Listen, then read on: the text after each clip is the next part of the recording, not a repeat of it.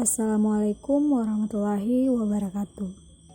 Perkenalkan, nama saya Citra Rasmita dari kelompok 2 kelas Fisika angkatan 2018 dengan tema pembahasan yaitu teori kurikulum dan sumber pengembangan kurikulum. Video yang saya buat ini bermaksud menjelaskan tema pembelajaran yaitu teori kurikulum dan sumber pengembangan kurikulum sebagai bentuk pemenuhan tugas individu dari mata kuliah telaah kurikulum.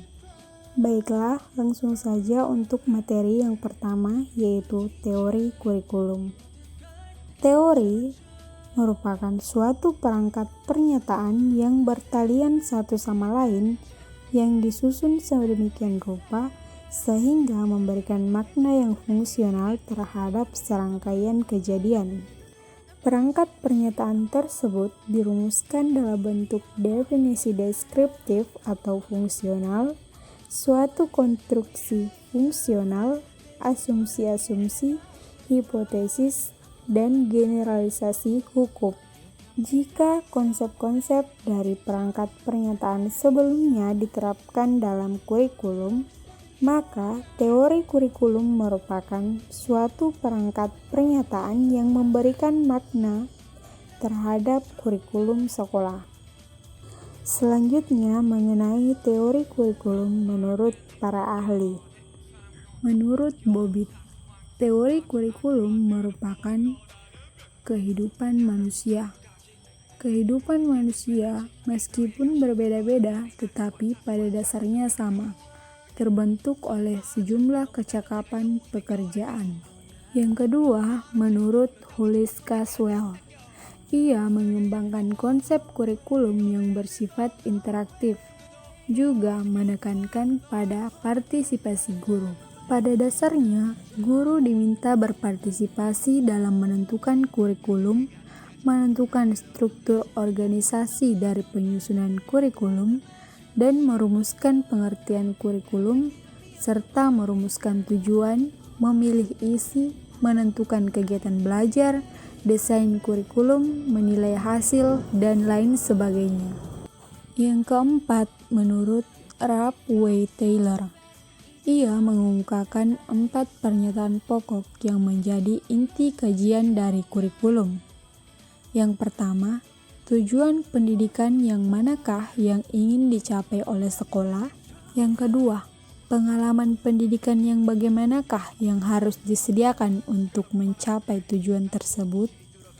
Yang ketiga, bagaimana mengorganisasikan pengalaman pendidikan tersebut secara efektif? Dan yang keempat, bagaimana kita menentukan bahwa tujuan tersebut telah tercapai? Selanjutnya, Bieu Chang. Ia mengidentifikasi adanya 6 komponen kurikulum sebagai bidang studi, yaitu landasan kurikulum, isi kurikulum, desain kurikulum, rekayasa kurikulum, evaluasi dan penelitian, serta pengembangan teori. Selanjutnya, masih ada beberapa pendapat para ahli mengenai teori kurikulum, seperti dari Thomas L. Fakes, Elizabeth S., Maurits Johnson, dan Sukma Danata.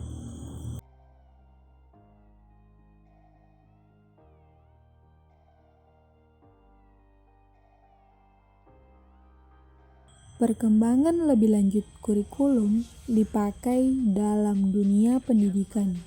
Di dalam dunia pendidikan, kurikulum mempunyai beberapa arti. Kurikulum dalam arti tradisional. Kurikulum sebagai sejumlah mata pelajaran di sekolah atau di perguruan tinggi yang harus ditempuh untuk mendapatkan ijazah atau naik tingkat. Pengertian kurikulum seperti ini saat sekarang sama dengan rencana pelajaran di sekolah yang disajikan guru kepada murid. Menurut para ahli, pengertian dari kurikulum ini saling berkaitan.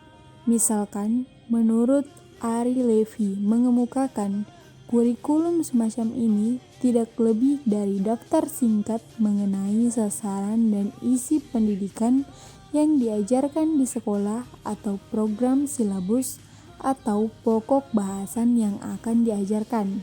Sedangkan menurut Paul Langren mengemukakan kurikulum seperti yang saya jelaskan sebelumnya mempunyai kaitan hanya sedikit pada kehidupan, terlepas dari kenyataan yang konkret sehingga terjadi jurang antara pengalaman dan pendidikan, dan tidak adanya segala macam bentuk tanya jawab atau keikutsertaan murid di dalam proses pembelajaran. Yang kedua yaitu kurikulum dalam arti modern. Kurikulum yaitu suatu yang nyata terjadi dalam proses pendidikan. Pendapat para ahli mengenai pengertian kurikulum yang saya jelaskan sebelumnya yaitu ada beberapa. Yang pertama dari Ronald Doll mengemukakan bahwa kurikulum meliputi semua pengalaman yang disajikan kepada murid di bawah bantuan atau bimbingan sekolah. Yang kedua, ada pendapat dari William B. Ragan mengartikan bahwa kurikulum adalah semua pengalaman murid di bawah tanggung jawab sekolah. Yang ketiga ada Harold B. Albert dan Elsie J. Albert mendefinisikan bahwa kurikulum adalah segala kegiatan yang dilaksanakan sekolah bagi murid-murid. Dari sejumlah pendapat para ahli, dapat disimpulkan bahwa kurikulum adalah semua pengalaman, kegiatan, dan pengetahuan murid di bawah bimbingan dan tanggung jawab sekolah atau guru. Pengertian kurikulum ini memberikan implikasi pada program sekolah bahwa semua kegiatan yang dilakukan murid dapat memberikan pengalaman belajar. Materi selanjutnya mengenai sumber pengembangan kurikulum. Pengembangan kurikulum pertama bertolak dari kehidupan dan pekerjaan orang dewasa, karena sekolah mempersiapkan anak bagi kehidupan orang dewasa, serta isi kurikulum diambil dari kehidupan orang dewasa. Dalam pengembangan selanjutnya, sumber pengembangan kurikulum menjadi luas, meliputi semua unsur kebudayaan. Manusia yang dianggap sebagai makhluk yang berbudaya, hidup dalam lingkungan budaya, dan turut menciptakan budaya.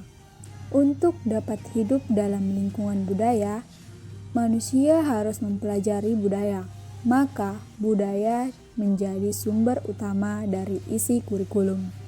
Budaya ini mencakup semua disiplin ilmu yang telah ditemukan dan dikembangkan para pakar. Nilai-nilai adat istiadat, perilaku, dan benda-benda, serta masih banyak yang lainnya. Selain dua hal sebelumnya, masih ada sumber pengembangan kurikulum yang lain, yaitu anak. Dalam pendidikan, yang belajar adalah anak. Pendidikan bukan memberikan sesuatu pada anak, melainkan menumbuhkan potensi-potensi yang telah ada pada anak. Anak menjadi sumber kegiatan, ia menjadi sumber kurikulum. Ada 3 pendekatan yang membuat anak menjadi sumber pengembangan kurikulum, yaitu kebutuhan siswa, pengembangan siswa, dan minat dari siswa. Satu hal terakhir yang menjadi sumber pengembangan kurikulum, yaitu kekuasaan sosial politik.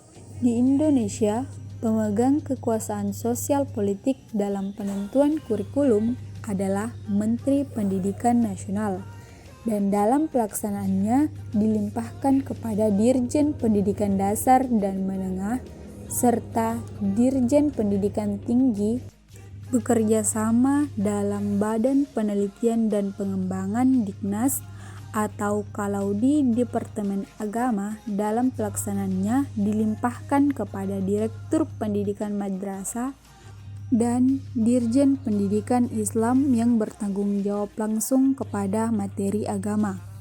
Dengan adanya desentralisasi atau pusat seluruh wewenang kepada sejumlah kecil manajer atau yang berada di posisi puncak pada suatu struktur organisasi, maka disinilah masing-masing lembaga atau daerah mempunyai otoritas dalam penyusunan kurikulum. Demikianlah materi yang bisa saya sampaikan mengenai teori kurikulum dan sumber pengembangan kurikulum. Semoga apa yang saya sampaikan dapat sampai sehingga dapat membuat kita paham mengenai teori kurikulum dan sumber pengembangan dari kurikulum. Billahi taufiq wal hidayah. Wassalamualaikum warahmatullahi wabarakatuh.